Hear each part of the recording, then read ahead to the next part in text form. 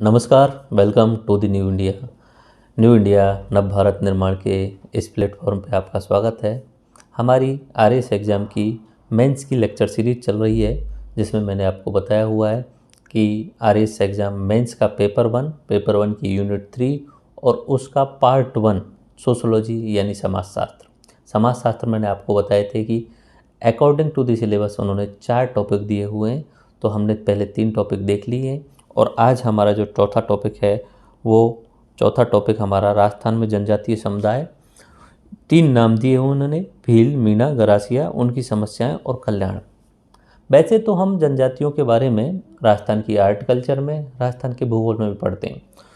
तो इन जनजातीय समुदायों जैसे भील, मीणा, गरासिया, इवन एक और भी जनजातीय समुदाय होते हैं, उनकी सामाजिक जीवन, उनके कौन कौन से रहने सहने का ढंग, उनका खाने पीने का ढंग, कौन कौन सा वो डांस करते हैं, कौन कौन सा वो गीत गाते हैं, वो हम आर्ट कल्चर और ज्योग्राफी में पढ़ लेते हैं। यहाँ पे उन्होंने पर्टिकुलरली उन्होंने मेंशन किया है कि इन जनजातियों की समस्याएं और कल्याण देखने हैं आपको। समस्याएं 2 तरीके से होती हैं नॉर्मली। एक तो होती है कि आधारभूत ढांचे की कमी हो वहाँ पे, नॉर्मली अगर वहाँ पे सड़क नहीं पहुँच पा रही है तो वो भी समस्या है। हॉस्पिटल नहीं है, 50 किलोमीटर तक रास्ता नहीं है, पीने के पानी की कमी है, स्कूल नहीं है, तो ये जो है वो बेसिक समस्याएं। अपराधीकरण हो रहा है, मादक पदार्थों का सेवन ज़्यादा कर रहे हैं, तो ये तो होती है आधारभूत समस्याएं। एक होती है कि आप उस जनजाति में पुराने समय से कुछ कुप्रथाएं चली आ रही हैं, बुरी प्रथाएं चली आ रही हैं, वो बुरी प्रथाएं अभी तक चलन में हैं। तो ये 2 तरीके की समस्याएं होती हैं। तो हमें समस्याओं पे फोकस करना है, दोनों समस्याएं आधारभूत और कुप्रथाओं के रिगार्डिंग। तो कुप्रथाओं से सवाल पूछे जाने की संभावना रहती है, क्योंकि 2 नंबर में कोई ऐसा शब्द दे देंगे कि बताइए दापा प्रथा का मतलब क्या होता है, बताइए भगोरिया विवाह का मतलब क्या होता है। तो ऐसा हो सकता है उस चीज़ में, तो 2 नंबर में पूछे जा सकते हैं। बाकी 5 नंबर में आपसे क्लियर पूछा जाएगा कि राजस्थान की जनजातियों की समस्याएं बताइए। क्लियरली 5 नंबर में पूछा जाएगा तो मैं आपको 10-12 समस्याएं बताऊंगा। अगर आप उसमें से 6, 7, 8 भी लिख लेते हैं, याद कर लेते हैं, तो आसानी से आपको बेस्ट मार्क मिलने वाले होंगे। उसके अलावा अगर हम कल्याण की बात करें कि कल्याण किसी भी समाज का, किसी भी सोसाइटी का, जनजाति का 2 तरीके से होता है। एक होता है कि ऊपर से अप्रोच किया जाए, यानी सरकार के द्वारा कल्याण करने की कोशिश की जाए, और दूसरा होता है नीचे से इन द सेंस कि उस जाति के, जनजाति के लोग खुद से अपने आप को उत्थान करने की कोशिश करें, यानी वो खुद से शिक्षा का जागृत करें, खुद से ही अपने गांव में स्कूल खोलने की कोशिश करें, खुद से ही राजनीति में जाएं और अच्छी आधारभूत संरचनाओं का विकास करें। तो हम सरकार के द्वारा जो प्रयास किए गए हैं उनके बारे में बात करेंगे। और नॉर्मली नीचे से, यानी जो खुद से प्रयास किया जाता है वो नॉर्मल होता है, वो मैं आपको आसानी से बता दूंगा। तो सबसे पहली बात कि भाई ये बताइए सर कि जनजाति क्या है। सिलेबस तो समझ में आ गया, 3 जनजातियों के नाम दिए हैं, उनकी समस्याएं बतानी है और उनके कल्याण के लिए सरकार के द्वारा और जनजातीय लोगों के द्वारा क्या काम किए गए हैं। बाकी जनजातीय लोग नीचे से जो है खुद से विकास नहीं कर सकते हैं, क्योंकि वो बहुत ज़्यादा अशिक्षित हैं, जंगलों में रहते हैं, तो वो खुद से विकास नहीं कर सकते, तो सरकार की योजनाएं देखनी है। सबसे पहली बात कि भाई जनजाति की परिभाषा अगर पूछ ली जाए तो जनजाति की परिभाषा इन द सेंस आसानी से आप समझ सकते हो कि वे आदिवासी लोग, वे आदिम लोग जो आज भी जंगलों और पहाड़ों में रहते हैं तथा अपनी पुरानी, हजारों वर्ष पुरानी प्रथाओं का पालन करते हैं, उन्हें क्या बोला जाता है? जनजाति लोग। आज़ादी के बाद में जब संविधान बन रहा था तब इन जनजाति के लोगों की एक लिस्ट बनाई गई थी, सूची बनाई गई थी, अनुसूची में उन्हें लिखा गया कि ये लोग जो हैं वो इस जनजातियों में शामिल हैं। तो फिर उस समय उन्हें बोल दिया गया था शेड्यूल्ड ट्राइब्स, अनुसूचित, क्योंकि उन्हें लिस्ट करके सूचित किया था। ठीक है, तो यही होता है परिभाषा। वे वन्य जाति या आदिम जाति जो आज भी जंगलों में रहती है तथा हजारों वर्ष पुरानी अपनी प्रथाओं का पालन करती है। यही बस इतना आपको परिभाषा याद होनी चाहिए। अगर आपसे पूछा जाए कि राजस्थान की प्रमुख जनजातियाँ, वैसे तो हमारे इंडिया में बहुत सारी जनजातियाँ हैं, लेकिन राजस्थान की प्रमुख जनजातियों की बात करी जाए तो भील, मीणा और गरासिया, क्योंकि ये तो टॉपिक में दिए हैं तो ये आगे आगे रख दिए मैंने। उसके अलावा डामोर, सांची, कंजर, कथोड़ी और भी कुछ छोटी छोटी जनजातियाँ हैं जिनकी नाम मात्र पॉपुलेशन है। कुल मिला के 6-7 जो हैं वो बड़ी बड़ी हैं। जब आर्ट कल्चर में पढ़ते हैं तो इन सभी के बारे में थोड़ा सा सामाजिक, राजनीतिक, धार्मिक जीवन हमें देखना पड़ता है। यहाँ सोशोलॉजिकल वे में देखेंगे तो जो समस्याएं और समाधान है उन पर बात करेंगे।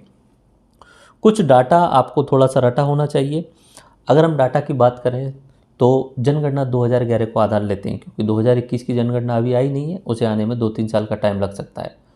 तो 2011 के डाटा के अनुसार एसटी की पॉपुलेशन हमारे राजस्थान की कुल पॉपुलेशन में से 92 लाख थी, क्योंकि 2011 में हमारे राजस्थान की पॉपुलेशन थी 6.86 लाख करोड़। अगर हम परसेंट की बात करें कि एसटी कितना रहा, तो आप 6.86 में से 92 लाख को लगाओगे तो करीब करीब जो है वो 13.47% निकल के आएगा, 13.47% निकल के आएगा। अगर डाटा में यही आगे हम बात करें कि भारत में सबसे अधिक जनजाति के लोग कहाँ रहते हैं, तो निश्चित सी बात है वो एरिया जो मध्य प्रदेश का बड़ा है, वहाँ पे बहुत सारे पहाड़ और जंगल हैं, तो वहाँ पे जो है सर्वाधिक जनजातीय लोग रहते हैं और हमारे राजस्थान का नंबर आता है 6 नंबर। ठीक है, उसके अलावा जो पूर्वोत्तर राज्य हैं, जो भी आप देखते होंगे, नागालैंड, मणिपुर, त्रिपुरा, मिजोरम, सिक्किम, असम, इन सब में अधिकतर में जो है वो जनजातीय लोग रहते हैं। अगर हमारे राजस्थान के अंदर में ही डाटा की बात की जाए तो सर्वाधिक पॉपुलेशन में देखा जाए तो उदयपुर। देखिए यहाँ आप एक चीज़ समझिए कि जो नॉर्मली जनजातीय लोग रहते हैं, जो आदिवासी लोग रहते हैं, वो जंगलों और पहाड़ों में रहते हैं। एक्चुअली में पहाड़ ऊंचे होते हैं, तो वहाँ पे क्या होता है कि बारिश अधिक होती है, तो वहाँ अधिक मात्रा में जंगल बन जाते हैं। तो नॉर्मली पहाड़ों 2 पहाड़ों 3 पहाड़ों के बीच में वो जो है आदिवासी रहते हैं, और बाकी जो हमारा मुख्य धारा है उससे वो कटे हुए रहते हैं। पहाड़ों और जंगलों में रहते हैं तो निश्चित सी बात है, अगर हम ज्योग्राफी देख चुके हैं, आप ज्योग्राफी देख चुके हैं, क्योंकि मैंने पढ़ाया हुआ राजस्थान ज्योग्राफी, तो हमने वहाँ बताया हुआ है कि राजस्थान का जो दक्षिणी भाग है, उदयपुर, बांसवाड़ा, डूंगरपुर, प्रतापगढ़, चित्तौड़गढ़, राजसमंद, इन जगहों पे अरावली पर्वतमाला जो है वो फैली हुई है और बहुत सारे पहाड़ वहाँ पे स्थित हैं। इसलिए वहाँ पे पहाड़ अधिक मात्रा में, जंगल अधिक मात्रा में, तो निश्चित सी बात है उन्हीं क्षेत्र में ज़्यादातर आदिवासी लोग रहते हैं। बाकी हम दक्षिण पूर्वी हाड़ौती पठार की साइड में जाते हैं तो वहाँ पे भी आदिवासी रहते हैं। थोड़ा बहुत आदिवासी अपने पूर्वी राजस्थान की साइड में जयपुर, दौसा, करौली, सवाई माधोपुर में रहते हैं। अब वो मीणा जनजाति के लोग रहते हैं, क्योंकि मीणा जनजाति अभी अपने आप को बहुत डेवलप कर चुकी है, वो मुख्य धारा से जुड़ चुकी है, तो मीणा जनजाति जो है वो अपने मैदानी भागों में रहती है। बाकी ज़्यादातर अभी भी जंगलों में ही रहते हैं। डाटा कि भाई सर्वाधिक अगर पॉपुलेशन बात की जाए तो जिला उदयपुर, लेकिन परसेंटेज वाइज पूछा जाए तो बांसवाड़ा, उनकी कुल परसेंटेज का 76% जो है वो बांसवाड़ा में रहता है आदिवासियों का। उसके बाद में अगर न्यूनतम की बात की जाए तो अगर हम रेगिस्तान साइड में जाते हैं तो वहाँ पे जंगल और पहाड़ नहीं दिखेंगे। तो न्यूनतम एसटी पॉपुलेशन होती है बीकानेर में, और परसेंटेज की बात की जाए तो नागौर में न्यूनतम प्रतिशत जो है वो आदिवासी यानी एसटी पॉपुलेशन रहती है। ओके, निवास का मैंने अभी बताया, पहाड़ी व जंगली क्षेत्रों में सर्वाधिक निवास करते हैं। राजस्थान के 4 भौगोलिक विभाजन होते हैं, दक्षिण राजस्थान, हाड़ौती पठार, पूर्वी राजस्थान, उसके अलावा पश्चिमी राजस्थान। ठीक है, ये 4 होते हैं। तो मोस्टली जो है वो आदिवासी कहाँ पाए जाएंगे, दक्षिणी राजस्थान में। तो दक्षिणी राजस्थान में भील, गरासिया, डामोर पाए जाते हैं। दक्षिणी Rajasthan in the sense Udaipur, Sirohi, Pratapgarh, Chittorgarh, Dungarpur, Banswara, यहाँ पे ये भील, गरासिया और डामोर पाए जाते हैं। हाड़ौती पठार क्षेत्र में 12 में सहारिया जनजाति प्रमुखता से पाई जाती है। उसके बाद में हम पूर्वी राजस्थान में बात करते हैं तो मीणा जनजाति जो है वो मैंने अभी जस्ट बताया आपको, जयपुर, दौसा, करौली, सवाई माधोपुर, इन क्षेत्रों में बड़ी अधिक मात्रा में पाई जाती है। बाकी अलावा पूरे राजस्थान में फैली हुई है। सांसी जनजाति भरतपुर में पाई जाती है, स्पेशली भरतपुर में ही जो है वो सांसी जनजाति पाई जाती है। इसी तरीके से सहारिया जनजाति जो है वो 12 में पाई जाती है। बाकी अभी रोजगार की तलाश में लोग जो है वो बाहर अलग अलग शहरों में जा चुके होंगे, निश्चित सी बात है, लेकिन प्रमुखता जो पाई जाती है सहारियाओं की वो 12 में और सांसी की भरतपुर में पाई जाती है। पश्चिम राजस्थान में नाम मात्र जो है वो जनजातियाँ पाई जाती हैं, बहुत कम पाई जाती हैं, क्योंकि जनजाति रहने के लिए वहाँ पे सूटेबल एनवायरनमेंट और कंडीशन नहीं है। जनजातियों को रहने के लिए जंगल और जो है वो पहाड़ चाहिए, जो पश्चिमी राजस्थान में, रेगिस्तान में अवेलेबल नहीं है। एक की पॉइंट आपको याद रखना है, जनजातियों के शोध के लिए माणिक्यलाल आदिम शोध संस्थान बनाया गया था, और वो उदयपुर में, क्योंकि उदयपुर साइड में ही जनसंख्या जनजातियों की अधिक है तो उदयपुर में ही बनाया जाएगा। माणिक्यलाल आदिम शोध संस्थान जो है वो उदयपुर में। ओके, अब हम थोड़ी थोड़ी एक्चुअली में भीलों की समस्याएं, गरासियों की समस्याएं और मीणाओं की समस्याओं के बारे में बात करते हैं। अब ये जो समस्याएं, ये कुप्रथाएं, ठीक है, कुप्रथाएं, मैंने अभी थोड़ी देर पहले आपको बताया था कि किसी भी जनजाति में अगर हमें समस्याएं देखनी है, ठीक है, तो समस्याएं एक तो हो सकती हैं बड़े लेवल पे आधारभूत समस्याएं, ठीक है, और दूसरी होती हैं कि उनके अंदर चलने वाली कुप्रथाएं, जो पुराने समय पे कुरीतियाँ चली आ रही हैं वो समस्याएं। तो इनमें जो है वो शब्दावलियाँ होती हैं। और यहाँ एक ओवरव्यू में तो पहले हम आधारभूत वाला देख लेते हैं, फिर कुप्रथाओं में आएंगे। ऐसे ही जब समाधान की बात करेंगे तो समाधान में सरकार के द्वारा क्या प्रयास किए गए हैं और सरकार के प्रयास, वहाँ के लोगों के क्या प्रयास हैं और सरकार को क्या प्रयास किए जाने चाहिए, ऐसे सजेशन के रूप में भी हम यहाँ देख लेंगे। तो आधारभूत जो है वो समस्याएं हम देखते हैं। यहाँ पे शुरू करते हैं इस जगह पे, जनजाति की प्रमुख समस्याएं, एसटी यानी शेड्यूल ट्राइब्स की प्रमुख समस्याएं। नॉर्मली बेसिक तरीके से आप देखिए कि कोई जनजाति उदयपुर से 100 किलोमीटर दूर दो पहाड़ियों के बीच में रह रही है, जहाँ दूर दूर तक ना तो कोई सड़क है, ना पीने की कोई सुविधा है, ना कोई शिक्षा की सुविधा है, ना ही अस्पताल हैं 50, 60, 70 किलोमीटर तक। आप अखबारों में देखते होंगे आदिवासी लोगों को, अपने बीमार व्यक्ति को या तो कंधे पे बिठा के ले जा रहे हैं या किसी खाट पे लेटा के ले जा रहे हैं 50-50 किलोमीटर तक। तो इस सबसे बड़ी समस्या तो आधारभूत संरचना की है। ठीक है, आधारभूत ढांचे का अभाव है, सड़क, बिजली, स्कूल, अस्पताल यहाँ पे अवेलेबल नहीं है। ठीक है, तो ये सबसे बड़ी समस्या है, आधारभूत ढांचे का विकास नहीं होना। ओके, उसके बाद में कुप्रथाओं का प्रचलन चल रहा है। ठीक है, यहाँ जैसे बाल विवाह होना, बहु विवाह होना, मृत्यु भोज होना और भी बहुत सारी कुप्रथाएं जिनको हम शब्दावलियों के रूप में देखने वाले हैं। अगला अशिक्षा, ये आधारभूत ढांचे से भी कनेक्ट कर सकते हो आप इसे, क्योंकि स्कूल ही नहीं खुले हैं तो वहाँ पे अशिक्षा है। दूसरा, स्कूल खुल भी जाते हैं तो वहाँ के लोगों की रुचि नहीं है, जागरूकता नहीं है उस चीज़ के रिगार्डिंग, तो वहाँ पे अशिक्षा है। लिटरेसी नाम मात्र है, बहुत कम लोग पढ़ते हैं, पढ़ भी लेते हैं तो 8वीं तक 10वीं तक लास्ट, उसके बाद में आगे की पढ़ाई नहीं कर पाते हैं। ठीक है, इसके लिए सरकार ने कोशिश की है, आश्रम स्कूल खोले हैं आदिवासियों के लिए, छात्रवृत्ति देते हैं, 10th 12th वाले स्कूल जो बच्चे पास कर लेते हैं उनके लिए जो है वो स्कॉलरशिप दी जाती है।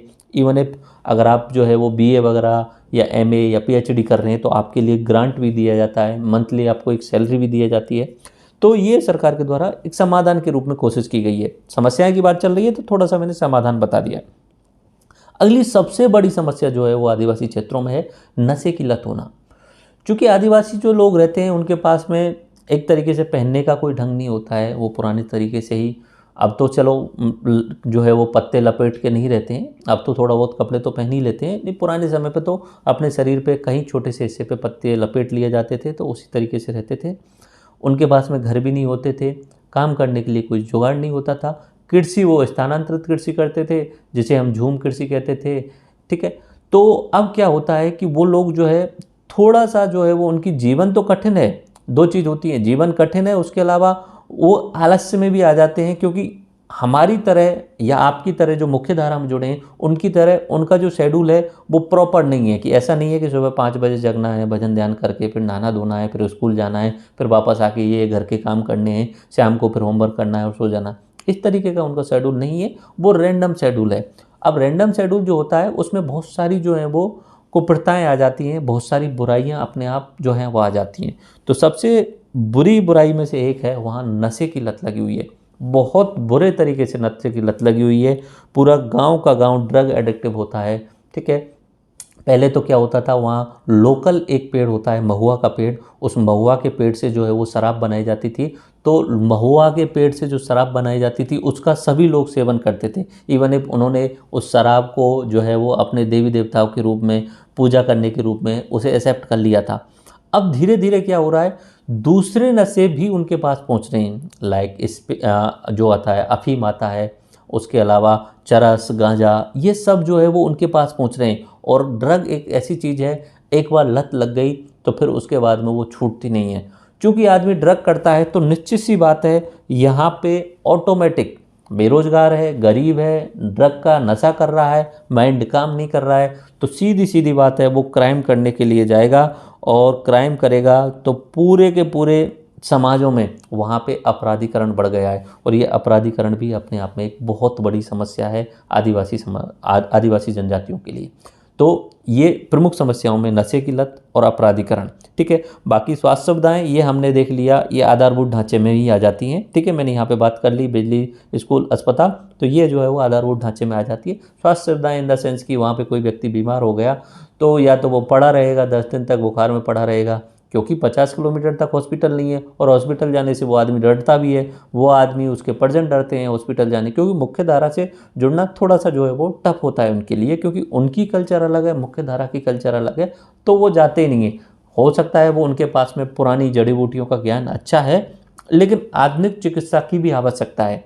बुखार चढ़ गया, 10 दिन में सही नहीं हुआ, तो 15-20 दिन कंटिन्यूस चलेगा, मे भी हो सकता है व्यक्ति की मृत्यु भी हो जाए। तो स्वास्थ्य सुविधाओं की कमी। अगली बात, 50 किलोमीटर दूर हॉस्पिटल है, अब उसको लेके कैसे जाएं?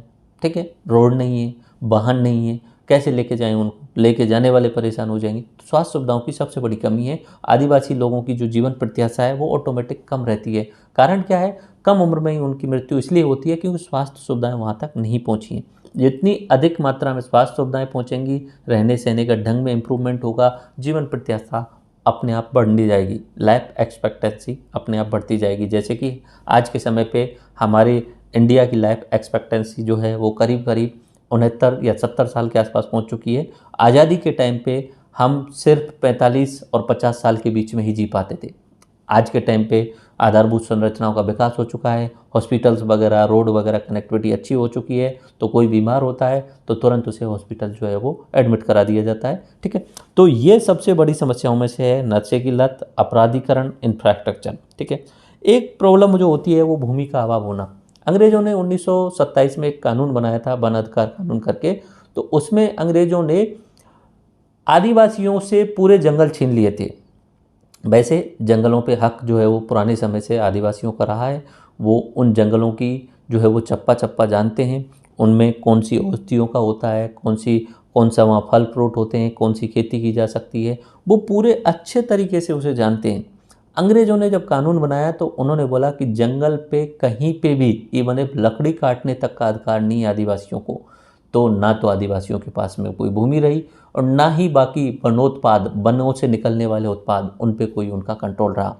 तो आदिवासी लोगों के लिए ये बहुत बड़ी समस्या हो गई और इससे बहुत लंबे समय तक जो है वो आदिवासी लोग परेशान रहे। अब जब ज़मीन ही नहीं होगी तो फिर वो खेती कहाँ करेंगे, और खेती नहीं करेंगे तो पैसे का कोई सोर्स है नहीं। ऐसा तो है नहीं वहाँ कि वहीं फैक्ट्री चल रही होंगी, वहाँ सेवा क्षेत्र, IT सेक्टर चल रहा होगा, माइक्रोसॉफ्ट, MNC चल रही होंगी, तो वहाँ पे खेती नहीं है, तो वो निश्चित सी बात है उनके पास में पैसे का कोई भी स्रोत नहीं है, तो वो गरीब होंगे तो निश्चित सी बात है अशिक्षित होंगे, उसके अलावा वो स्वास्थ्य सुविधाओं का लाभ नहीं ले पाएंगे और उनकी जीवन प्रत्याशा कम हो जाएगी। तो ये अपने आप में एक बड़ी समस्या है। तो गरीबी, बेरोजगारी, ये समस्या ऑटोमेटिक हो जाती है। ठीक है, ज़मीन है नहीं, स्किल उनके पास है नहीं, तो बाहर जाके क्या काम कर सकते हैं जब स्किल ही नहीं है उनके पास में।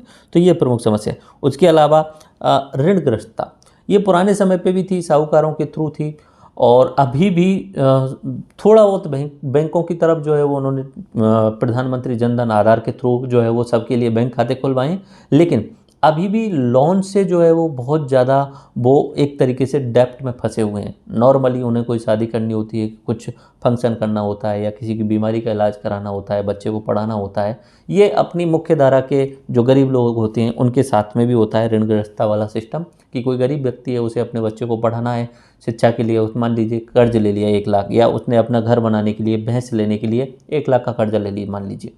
अब क्या होता है कि सामने वाला जो है वो ब्याज का डंडा चलाता है, और जो ब्याज होती है नॉर्मली जो ग्रामीण क्षेत्र होते हैं या आदिवासी क्षेत्र होते हैं वहाँ पे 24% या 36% होती है, उससे ज़्यादा भी हो सकती है, 48% तक पहुँच जाती है। ठीक है, तो वो ब्याज इतनी तीव्र गति से, चक्रवृद्धि ब्याज के रूप में ली जाती है, इतनी तीव्र गति से बढ़ती है कि वो सामने वाला उसकी ओरिजिनल ब्याज को ही नहीं चुका पाता है। मूलधन तो दूर की बात है, मंथली अगर इंस्टॉलमेंट में देखा जाए तो उसकी ओरिजिनल ब्याज को ही नहीं चुका पाता है। तो फिर क्या होता है, जो साहूकार जिसने वहाँ पे पैसा दिया है उसके लिए, वो साहूकार या तो उसके ज़मीन को हड़प लेगा, या उसके घर को हड़प लेगा, या उसके घर में कोई साधन है उसको हड़प लेगा। नहीं है कुछ भी तो उस व्यक्ति को जिसने पैसा लिया है उसे अपने घर पे बंधुआ मजदूर बना लेगा। बंधुआ मजदूर इन द सेंस कि जो मजदूर काम कर रहा है उसे बांध लिया गया है, उसको जो काम किया जा रहा है उसके बदले में वेतन नहीं मिलने वाला है। यानी जो साहूकार है वो उसे अपने किसी भी काम में लगा सकता है और उसे एक भी पैसा नहीं देने वाला, उसे बोला जाता है बंधुआ मजदूर। तो ऋणग्रस्तता और बंधुआ मजदूर, बॉन्डेड लेबर भी एक बहुत बड़ी समस्या है। उसके बाद में भौतिक सुविधाओं का अभाव, ये तो नॉर्मल सी बात है ही। कुछ आधारभूत संरचना का डेवलपमेंट हुआ ही नहीं है वहाँ पे, तो फिर भौतिक सुविधाएं तो होंगी नहीं। इवन एक मोबाइल वगैरह ये सब टावर वगैरह, बिजली वगैरह, पानी की सुविधा, ये सब वहाँ पे है ही नहीं, तो निश्चित सी बात है ऑटोमेटिक ही वहाँ पे बहुत सारी समस्याएं जनरेट होंगी ही। एक सबसे प्रमुख समस्याओं में से ये समस्या बहुत इंपॉर्टेंट है। अगर आपसे पूछा भी जाए कि भाई जनजातियों की समस्याएं बताइए, तो ये वाली समस्या ज़रूर मेंशन करना, आइडेंटिटी क्राइसिस। जनजातियों को पहचान का संकट है। बोले सर पहचान का संकट कैसे? एक्चुअली में जनजातियां फंस गई हैं कि हम कौन हैं, कहाँ से आए हैं। जनजातियों को तो अपना इतिहास याद नहीं रहा, क्योंकि वो किताबों में लिखित पढ़ित नहीं करते हैं। जनश्रुति के आधार पे कोई दादा बताता है, बेटा बताता है। अब वो लंबे समय तक तो उतना रहता नहीं है कि आज से 1000 साल पहले तुम कौन थे, 2000 साल पहले कौन थे, ठीक है, वो बीच बीच में चेंज होता रहता है। तो आइडेंटिटी क्राइसिस में मुख्य धारा के जो लोग हैं वो कुछ भी उनका इतिहास लग देते हैं, तो वही उसे मानना पड़ता है, क्योंकि वो खुद लोग तो पढ़े लिखे हैं नहीं, वो तो उतना रिसर्च नहीं कर सकते। तो इसलिए उनकी आइडेंटिटी क्राइसिस हो गई है, और इस आइडेंटिटी क्राइसिस में फ़ायदा उठाने वाले लोग आ गए हैं, जैसे कि नक्सलवादी लोग आ गए हैं। नक्सलवादी लोग यानी जो कार्ल मार्क्स की कम्युनिस्ट थ्योरी को बिलीव करते हैं, और वो इस सिद्धांत का पालन करते हैं कि the power flows from the barrel of the gun, यानी बंदूक की नली से ही सत्ता निकलती है। तो नक्सलवादी जितने भी प्रभावित क्षेत्र हैं वो सब आदिवासी क्षेत्र हैं, जैसे कि छत्तीसगढ़, झारखंड, आंध्र प्रदेश, महाराष्ट्र का पूर्वी हिस्सा, मध्य प्रदेश का पूर्वी हिस्सा, यहाँ पे अधिक मात्रा में जंगल हैं और आदिवासी लोग हैं। उन आदिवासी अशिक्षित लोगों को नक्सलवादी लोग जो है वो उनका दिमाग को, माइंड को वाश करते हैं। माइंड वाश करने के बाद में उन्हें भ्रमित करते हैं और उन्हें कम्युनिस्ट, नक्सलवादी, बंदूक उठाने वाले बना देते हैं। अब निश्चित सी बात है कि आप नक्सलवादी बन गए और सरकार के खिलाफ खड़े हो गए हो, तो सरकार आपके खिलाफ एक्शन लेने वाली है। इवन एक मुख्य धारा की जो जातियाँ होती हैं वो भी उनके खिलाफ एक्शन लेते हैं। एक शब्द आता है जिसका नाम है सुलवा जुडम, ठीक है, सुलवा जुडम, ठीक है। ये इस तरीके से शब्द है, अगर 2 नंबर में पूछा जाए तो ध्यान रखना, सुलवा जुडम। इन द सेंस कि ऐसा होता है कि जो अपने जहाँ पे नक्सलवादी पहुँच गए थे, आदिवासियों ने बंदूक के हथियार उठा लिए थे और वो बंदूक के गोली के थ्रू भूमिहार लोगों को या बड़ी बड़ी जाति के लोगों को मारने लग गए थे। तब अन्य जातियों ने, बड़ी जातियों ने, लाइक वहाँ जो भी भूमिहार होंगे या वहाँ पे जो यादव होंगे या कुर्मी होंगे, उन्होंने अपनी एक जातीय पंचायत बनाई, उसका नाम दिया सुलवा जुडम। और ये जातीय पंचायत क्या करती थी, ये आदिवासी लोगों को मारती थी। अब क्या हो गया कि आइडेंटिटी क्राइसिस 3 तरीके से हो गया, ठीक है। आइडेंटिटी क्राइसिस 3 तरीके से कैसे हुआ कि ये आदिवासी व्यक्ति, ठीक है, ये आदिवासी व्यक्ति, ओके। अब इस आदिवासी को खुद का इतिहास तो पता ही नहीं, ठीक है, कि हम कौन हैं, हम क्या चाहते हैं, ये तो इसे खुद को पता ही नहीं है। अब इसे 3-4 तरफ से घेरने वाले आ गए। इधर से आ गए नक्सली लोग, ठीक है। नक्सली लोग बोलेंगे कि सरकार तुम्हारे खिलाफ है, तुम्हारे जंगलों को छीन रही है और तुम्हारे ऊपर शोषण कर रही है, तो नक्सली लोगों ने इधर घेर लिया। दूसरा सुलवा जुडम आ गया, ठीक है, ये अपनी ऊंची जो जातियां हैं, भूमिहार, कुर्मी, यादव, इनके द्वारा बनाई गई जाति पंचायत होती है। तीसरा आ गई सरकार, ठीक है। अब ये तीनों तरफ से घिर गए हैं, इनको ये सुलवा जुडम वाले भी पीट रहे हैं, मार रहे हैं। नक्सली वाले बोल रहे हैं कि तुमने अगर सरकार के खिलाफ, सरकार के साथ में रहे या सर हमारे खिलाफ मुखबरी की तो हम तुमको मारेंगे। और सरकार भी इनको जो है वो बार बार ढूंढती है कि तुम्हारे यहाँ पे नक्सली आए थे, तुमने बताया नहीं। इस तरीके से ये आदिवासी लोग जो है वो पिस गए। तो आइडेंटिटी क्राइसिस बहुत बुरी हो रही है वहाँ पे। बाकी अगला एक और आते हैं ईसाई मिशनरी, क्योंकि ये मुख्य धारा के हिंदू धर्म से शुरुआत से कटे हुए थे। बाकी ये शुरू से ही हिंदू हैं, क्योंकि ओरिजिनली ये भारत के एबोरिजिनल हैं, तो भारत की सनातन परंपरा से जुड़े हुए हैं। लेकिन जंगलों में रहने के कारण इन्होंने अपनी एक अलग आइडेंटिटी बना ली थी।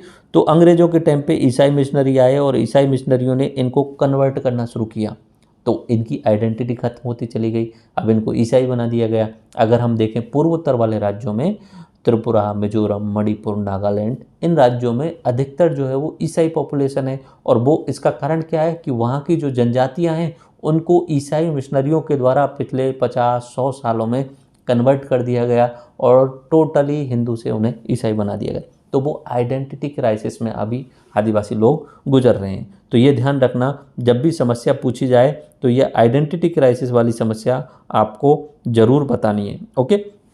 क्या हुआ प्रॉब्लम, एक तो ईसाई मिशनरियों द्वारा धर्म परिवर्तन किया जा रहा है और राष्ट्रीय स्तर पर नक्सलवाद की समस्या जो है उससे परेशान है। बाकी ये आपको लिखना है, हमारे राजस्थान में ईसाई मिशनरियों ने बहुत प्रयास किया लेकिन उतने सफल नहीं हो पाए। उसके अलावा नक्सलवादियों ने भी बहुत प्रयास किया नीचे की साइड में डूंगरपुर, बांसवाड़ा, उदयपुर क्षेत्र में जनजातियों को जो है वो ब्रेन वॉश करने का, लेकिन उतना सफल नहीं हो पाए। लेकिन फिर भी ये समस्या तो है आइडेंटिटी क्राइसिस की, जहाँ पे भी आदिवासी लोग रहते हैं उनको पहचान का संकट है। अब वो दोनों तरीके से पहचान खोते जा रहे हैं, पुराना इतिहास भी खत्म होता जा रहा है और अगर मुख्य धारा से जुड़ रहे हैं तो फिर अपने रूट से कटते जा रहे हैं वो। ओके, तो पहचान का संकट उनके साथ में आ रहा है। ठीक है, उसके बाद में आरक्षण का लाभ सिर्फ कुछ जनजातियाँ, मान लीजिए कि आरक्षण दिया गया एसटी ट्राइबल्स कम्युनिटी के लिए 12%, 13% आरक्षण दिया गया, तो हमारे राजस्थान में सबसे जो आगे निकली हुई जनजाति है वो मीणा जनजाति है। ये आप सबको पता ही है नॉर्मली। तो मीणा जनजातियों ने अपने आप को उत्थान किया, उन्होंने शिक्षा के प्रति जागरूकता बढ़ाई, तो सभी मीणा समाज के बच्चे पढ़ाई लिखाई करके आगे बढ़ने लगे। तो ज़्यादातर जो नौकरियां हैं उनमें मीणा समाज के बच्चे चले गए, क्योंकि बाकी जो जनजातियां हैं वो बाकी जनजातियां जो हैं वो अपने आप को उतना एवॉल्व नहीं कर पाई, अपने आप को जो है वो शिक्षा के प्रति जागृत नहीं कर पाई, तो फिर वो आरक्षण का लाभ नहीं ले पाए। क्योंकि आरक्षण का लाभ तो फिर लास्ट में तो कंपटीशन तो करना ही पड़ेगा अन्य जनजातियों के साथ में, तो उन जनजातियों में एक दो जनजातियां जो हैं वो आगे निकल जाती हैं और बाकी जनजातियां आरक्षण का फ़ायदा नहीं उठा पाती हैं। तो बस ये प्रमुख समस्या हैं। मैं अगर इन्हें रिवाइज कराना चाहूँ तो आसानी से आप रिवाइज कर सकते हैं। पहली समस्या इंफ्रास्ट्रक्चर, जिसमें बिजली, पानी, सड़क, अस्पताल, ये 4 चीज़ें हो गई। दूसरी समस्या वहाँ पे प्राचीन कुप्रथाएं हैं, उसके बाद में अशिक्षा तो वहीं पे आ गई। तो इंफ्रास्ट्रक्चर, नशे की लत दूसरी समस्या, अपराधीकरण तीसरी समस्या, भूमि का अभाव चौथी समस्या, उसके बाद में पहचान का संकट पांचवी समस्या, और छठवां कुछ जनजातियां ही जो है वो आरक्षण का लाभ ले पाती है। बाकी समस्याएं ऑटोमेटिक इनसे निकल रही हैं। भूमि का अभाव है तो गरीबी होगी, बेरोजगारी होगी, ऋणग्रस्ता होगी, बंधक मजदूर बढ़ेंगे, ये सब जो है वो एक साथ में निकल के आ रही हैं। ओके, स्वास्थ्य सुविधाएं आधारभूत से निकल के आ गई। ठीक है, अशिक्षा भी आधारभूत से निकल के आ गई। तो इंफ्रास्ट्रक्चर याद रखना है, नशे की लत याद रखना है, भूमि का अभाव याद रखना है। ठीक है, उसके बाद में आपको ये पहचान का संकट याद रखना है और आरक्षण का लाभ कुछ ले पाते हैं, और अपराधीकरण, इसे आप जो है वो ड्रग से जो है वो कनेक्ट भी कर सकते हो कि अगर आप ड्रग एडिक्टिव हैं, पैसा है नहीं, गरीब हैं, बेरोजगार हैं, तो निश्चित सी बात है आप जो है वो अपराध करेंगे, चोरी, डकैती, लूटपाट, ये सब काम करने वाले ही होंगे। ओके, तो अब हमें यहाँ पे कुछ कुप्रथाएं जो हैं वो जनजातियों की जो हैं वो जनजाति वाइज देख लेनी चाहिए। तो सबसे पहले हम शुरू करते हैं मीणा जनजाति से। ओके, यहाँ पे आप भील समस्या देखते हैं। ठीक है, भीलों की कुछ कुप्रथाएं हैं, जैसे कि मौताना। तो किसी व्यक्ति की अगर अकाल मृत्यु हो जाती है दुर्घटना या लड़ाई से, तो उसके परिजनों द्वारा लिया जाने वाला मुआवजा क्या कहलाता है? मौताना।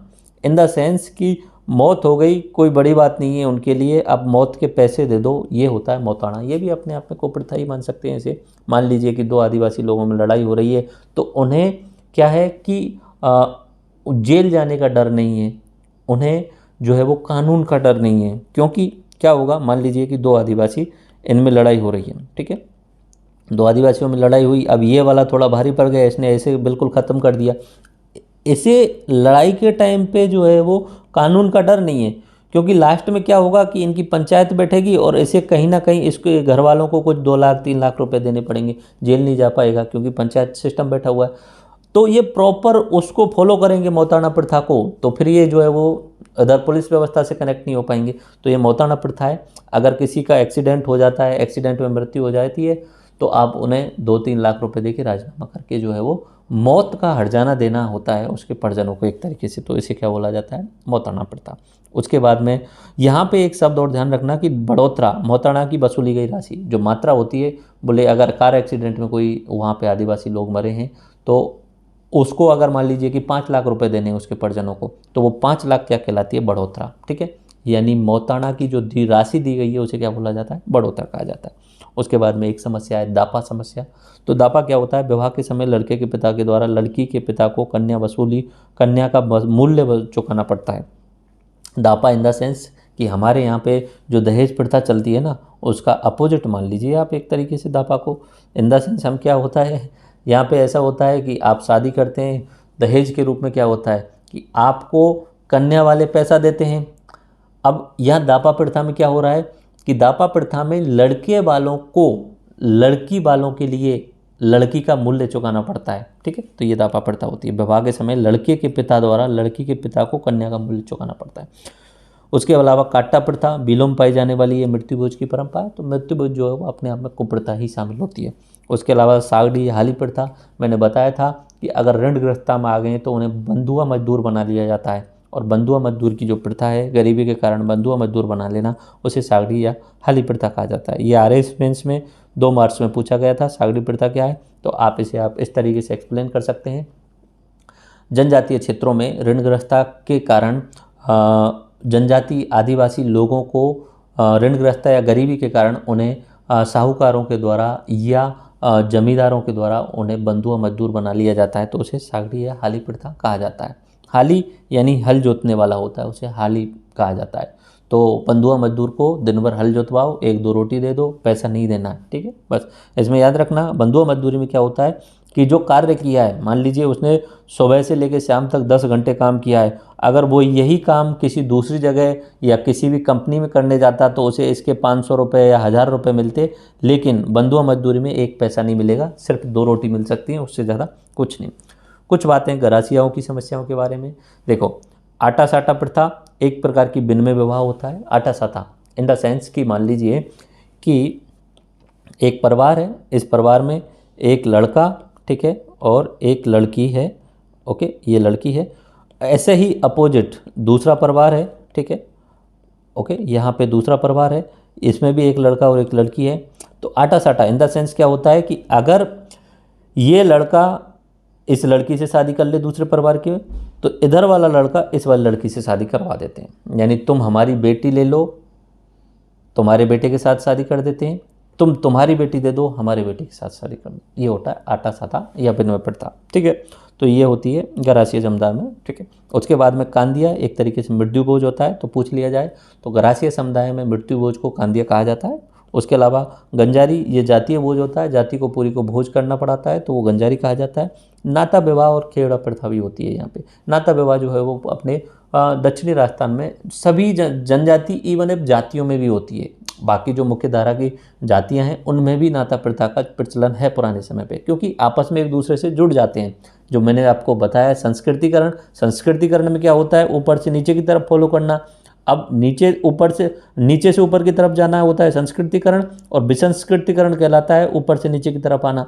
ठीक है, तो बहुत सारी जो ऊंची जनजातियां हैं वो उन्होंने भी नाता प्रथा को पुराने समय से क्योंकि कनेक्ट हैं तो उन्होंने भी अपना लिया था। क्या होता है नाता प्रथा? नाता प्रथा में क्या होता है, जब कोई युवती अपने पति को छोड़कर किसी अन्य पुरुष के साथ चली जाती है तो उसे नाता प्रथा कहा जाता है। ठीक है, शादी हो गई, बच्चे हो गए, अब मान लीजिए कि उस शादीशुदा महिला का किसी अन्य पुरुष के साथ में प्रेम प्रसंग है और अपने पति के साथ नहीं रहना चाहती है, उसे छोड़ के जाना चाहती है, तो जा सकती है, आसानी से जा सकती है। ठीक है, और छोड़ के चली जाएगी। बच्चों को अपने पुराने पति के पास ही छोड़ के जाना पड़ता है।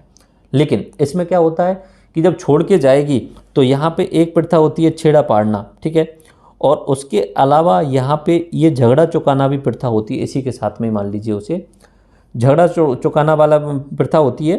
तो इसमें क्या होता है, एक तरीके से नाता प्रथा या झगड़ा चुकाना वाले में, कि जब वो जो दूसरा व्यक्ति उसे लेकर के जा रहा है उस व्यक्ति को पुराने पति को कुछ पैसा देना होता है कि 4 लाख ले लो, 5 लाख ले लो, मैं तुम्हारी वाइफ को लेकर के जा रहा हूँ, अपने साथ में रखूँगा। ठीक है, नाता प्रथा, झगड़ा प्रथा, झगड़ा चौकाना और छेड़ा फाड़ना।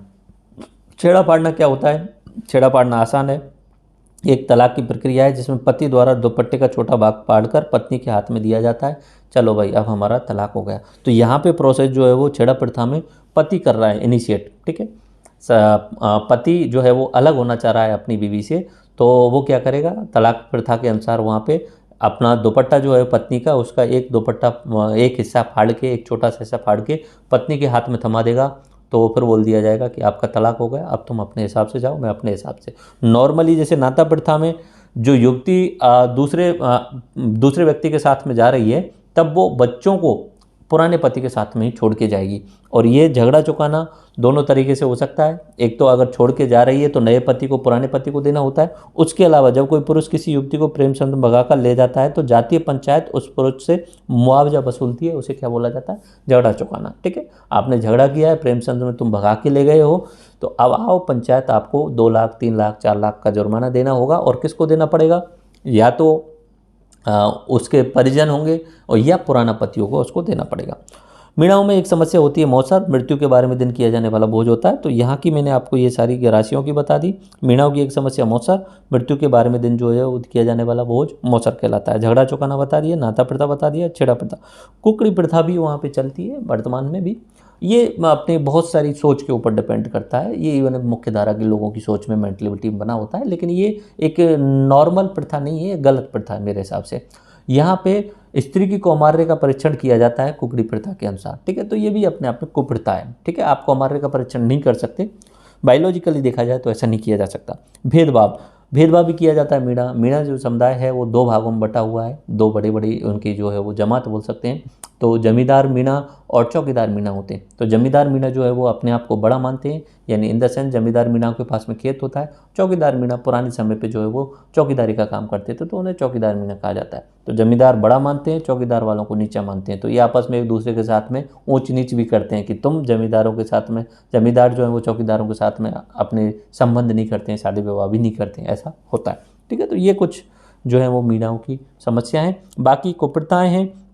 अपना आर्ट कल्चर का जो लेक्चर होगा, अपना ज्योग्राफी का जो लेक्चर होगा, आप वहाँ जाके देखेंगे तो आपको उनकी सामाजिक कंडीशंस देखेंगी, जिसमें आप वहाँ देख पाएंगे कि सामाजिक जीवन कैसा है, वहाँ के मुखिया को क्या बोला जाता है, पटेल बोला जाता है या कुछ और बोला जाता है। उसके अलावा वहाँ पे जो घर बनाए जाते हैं उनके नाम क्या हैं, कू क्या है, पाल क्या है, इस तरीके की बहुत सी शब्दावलियाँ हैं। वो सामाजिक संरचना आर्ट कल्चर और ज्योग्राफी में कवर होती है। मैंने यहाँ पे इसलिए नहीं लिया क्योंकि उन्होंने मेंशन किया है क्लियरली समस्या और समाधान, तो फोकस समस्या और समाधान पे करो ना, क्योंकि एग्जाम में पेपर समस्या और समाधान से ही आएगा। ठीक है, बाकी सामाजिक संरचना, उसके अलावा वहाँ पे कौन से नृत्य किए जाते हैं, कौन से गीत गाए जाते हैं, किस तरीके का खान पान होता है, कौन से कपड़े पहनते हैं, ये सब हम वहाँ आर्ट कल्चर में भी देख लेंगे। तो वहाँ के लिए मैंने कुछ चीज़ें छोड़ी हुई हैं, लाइक सामाजिक संरचना वाला, जिसमें हम वहाँ का खान पान, वहाँ का रहन सहन, वहाँ के कपड़े पहनने का तरीका, वहाँ के डांस कौन से होते हैं, वहाँ के कौन से गीत गाए जाते हैं। उसके अलावा जो है उसमें जनजातियों से रिलेटेड कुछ और शब्दावलियाँ हो सकती हैं जो हम वहाँ पे देख लेंगे आर्ट कल्चर में। ओके, कुछ अन्य शब्दावलियाँ यहाँ पे मैं आपको दोबारा से बता देता हूँ। ठीक है, एक शब्द आता है टोटम। टोटम क्या होता है? आदिवासी लोगों के द्वारा एक प्रतीक चिन्ह को या तो अपने शरीर पे बांधा जाता है या अपने घर रखा जाता है, उसे पूजा जाता है और उसे ऐसा माना जाता है कि मैं इस प्रतीक चिन्ह को पूज रहा हूँ तो निश्चित सी बात है मैं जो भी काम करने जाऊँगा उसमें सफलता मिल जाएगी। तो ये आदिवासियों का एक लोकल देवता के रूप में होता है, उसे क्या बोला जाता है? टोटम। तो आदिवासियों का कुल देवता होता है। इसमें ज़्यादातर जीव या वृक्षों को प्रतीक चिन्ह के रूप में पूजा जाता है। टोटम का प्रतीक हर विपत्ति में लोगों की रक्षा करता है। उसके बाद में ताड़ना विवाह। ताड़ना विवाह नॉर्मली गरासिया ट्राइब में होता है। बरपत समाज के पंचों द्वारा तय की गई मूल्य पंचों को वैवाहिक भेंट के रूप में चुकाकर वर द्वारा पसंद कन्या को अपने घर ले जाता है। इसमें सगाई फेरे आदि रस्में नहीं होती। यानी गरासिया जनजाति में ऐसा होता है कि लड़के ने किसी लड़की को पसंद कर लिया, में भी हो सकता है कि लड़की वाले पंचायत बुला लें, या पंचायत हो रही है तो वहाँ पे क्लियरली एक लड़का बोल देगा कि भाई साहब हम इस लड़की को पसंद करते हैं। तो फिर जो पंच बैठे हुए हैं वो बोलेंगे कि इस लड़की का जो है वो आपको इतना मूल्य चुका के इधर देना पड़ेगा इसके परिजनों को। तो बोल ठीक है दे देते हैं।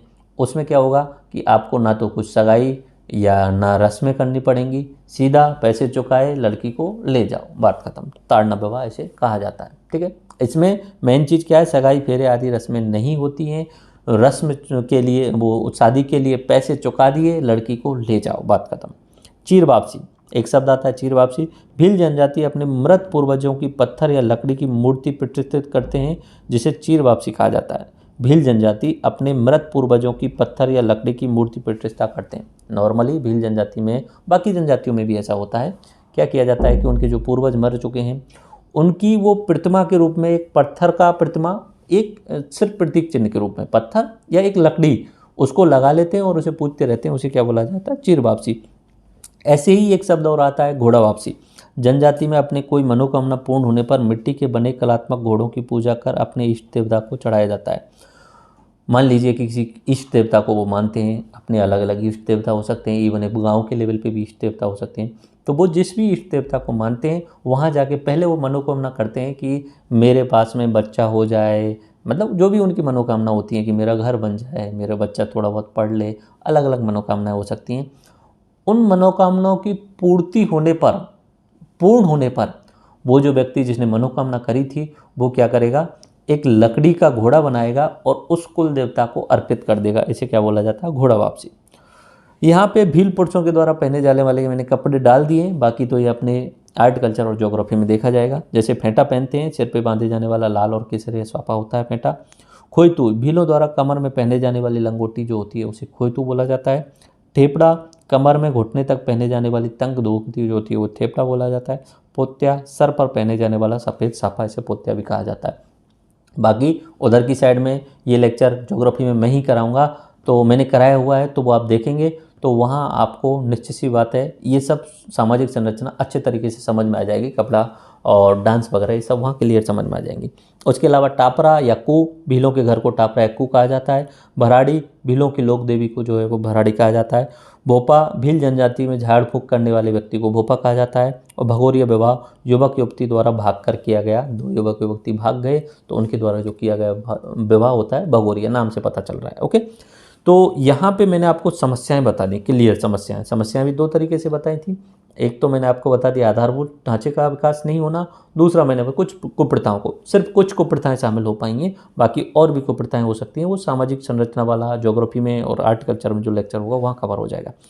अब बात करते हैं समस्या का समाधान। मैंने समस्या समाधान के लिए दो बात करी थी। एक तो बात करिए सरकार के स्तर पे, दूसरी बात करिए वहाँ जनजाति के लोग खुद से विकास करें जागरूकता के स्तर पे। ठीक है, बोले जागरूकता के स्तर पे क्या हो सकता है, जो समस्याएं बताई थी उनमें ही आप पॉजिटिव ढूंढ लो। जैसे कि क्या समस्याएं बताई थी मैंने कि इंफ्रास्ट्रक्चर। अब इंफ्रास्ट्रक्चर में तो खुद से वो कुछ नहीं कर सकते, लेकिन स्कूल, कोई पढ़ा लिखा व्यक्ति अगर वो खुद में से एक ने पढ़ाई कर ली, बीए कर लिया, एमए कर लिया, तो वो हो सकता है खुद से ही अपने इस गांव के बच्चों को जो है वो फ्री में एजुकेशन दे दे। ठीक है, ऐसा कर सकता है। ओके, बाकी सड़क, बिजली, अस्पताल तो ये नॉर्मली खुद से नहीं कर सकते क्योंकि उनके पास में पैसा ही नहीं है, तो ये तो काम सरकार को ही करवाने पड़ेंगे। उसके अलावा अशिक्षा, ये आप जो है पढ़े लिखे व्यक्ति वहाँ कर सकते हैं, जागरूकता फैला सकते हैं।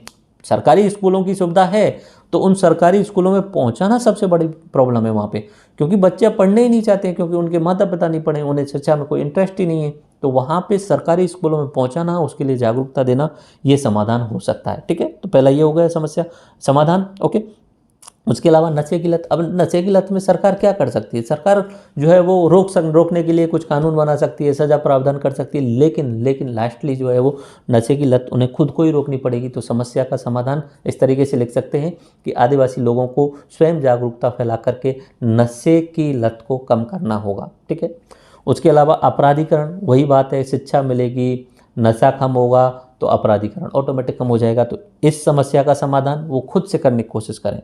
अब हेल्थ में उनका कोई रोल नहीं हो सकता क्योंकि सरकार को करना पड़ेगा। भूमि आवाम में उनका कोई रोल नहीं हो सकता, सरकार को करना पड़ेगा। जो अंग्रेजों को बनाया कानून था उसको हटाना पड़ेगा। उसके अलावा गरीबी, बेरोजगारी, इसमें भी सरकार को सपोर्ट करना पड़ेगा।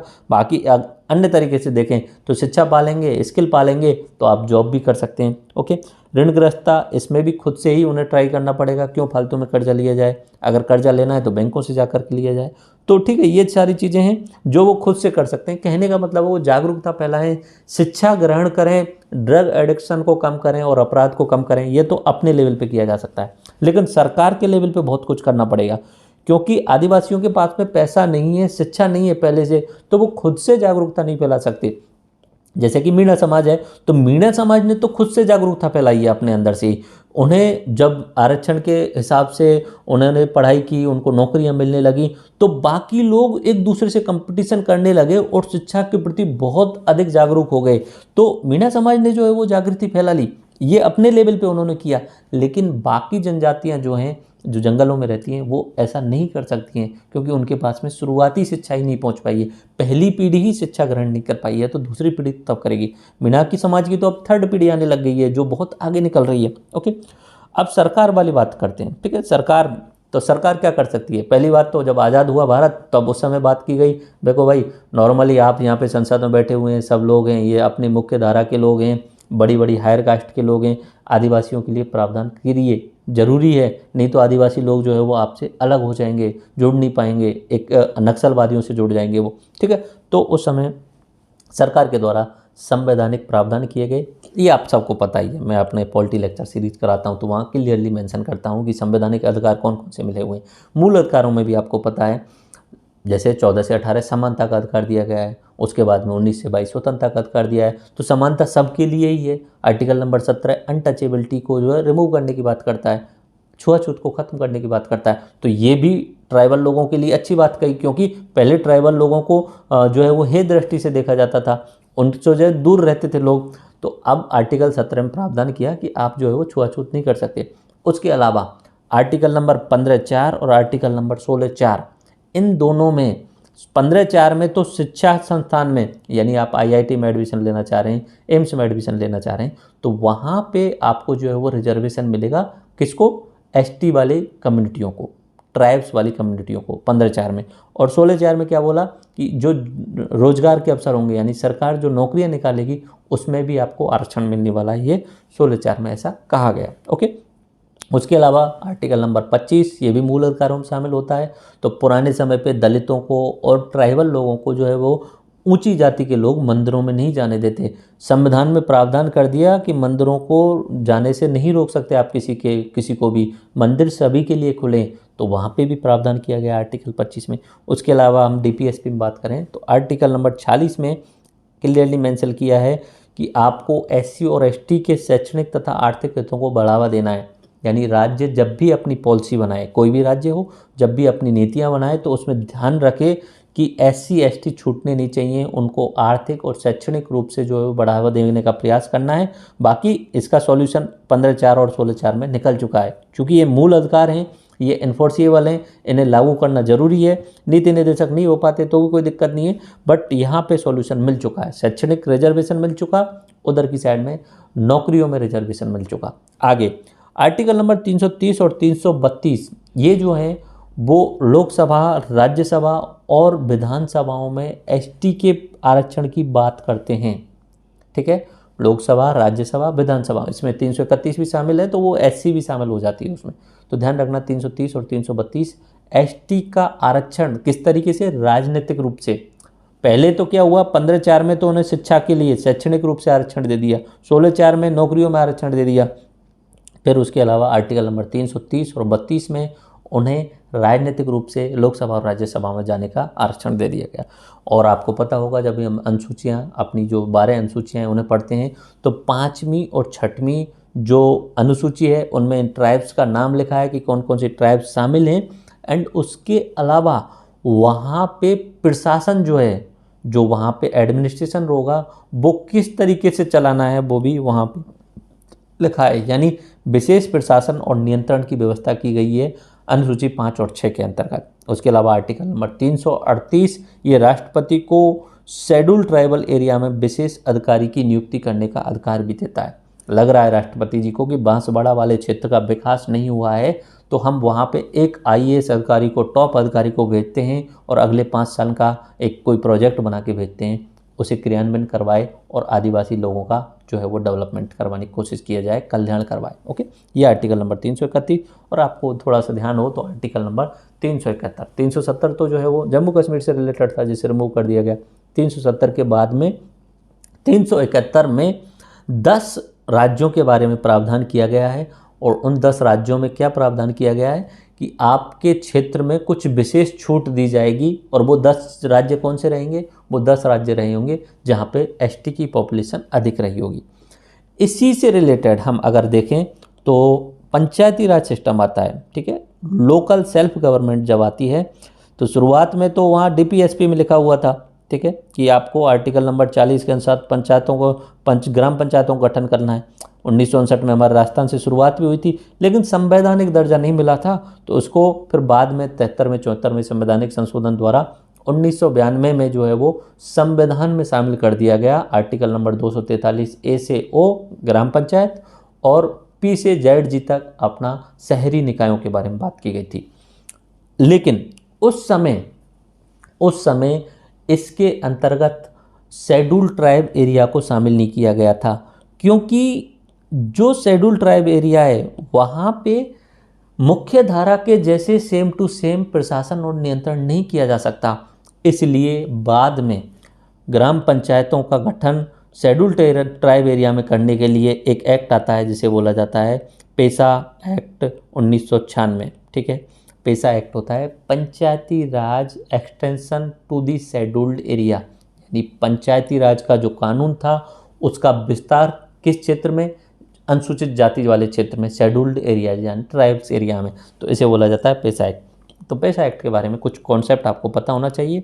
ये 10 राज्यों में जो कि 5वीं अनुसूची में वर्णित किए गए हैं उन 10 राज्यों में लागू किया गया। अब पेसा एक्ट के कुछ फीचर्स आपको पता होना चाहिए। वैसे Panchayat Raj extension to scheduled area act 1996, इसका ऑब्जेक्टिव क्या है, self rule for the tribal area. अभी जस्ट बताया कि जो ट्राइबल आदिवासी क्षेत्र है वहाँ पे लोकल गवर्नेंस लगानी है, तो वो सेल्फ रूल ऑब्जेक्टिव है।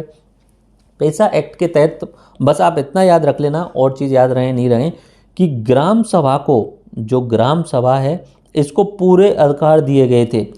इधर की साइड में अगर हम देखें, जो अपने गांव के लेवल पे ग्राम पंचायत बनाई गई थी, तो वहाँ पे ग्राम पंचायत को अधिक अधिकार दिए गए थे। ग्राम पंचायत इन द सेंस आपके द्वारा जो वार्ड पंच और सरपंच चुने जाते हैं उनको मिलकर जो बनती है वो ग्राम पंचायत होती है। और ग्राम सभा क्या होती है, ग्राम सभा में आपकी गांव में जो भी लोग वोट देने के योग्य हैं, 18+ हैं, उन सबको मिलकर के ग्राम सभा बनती है।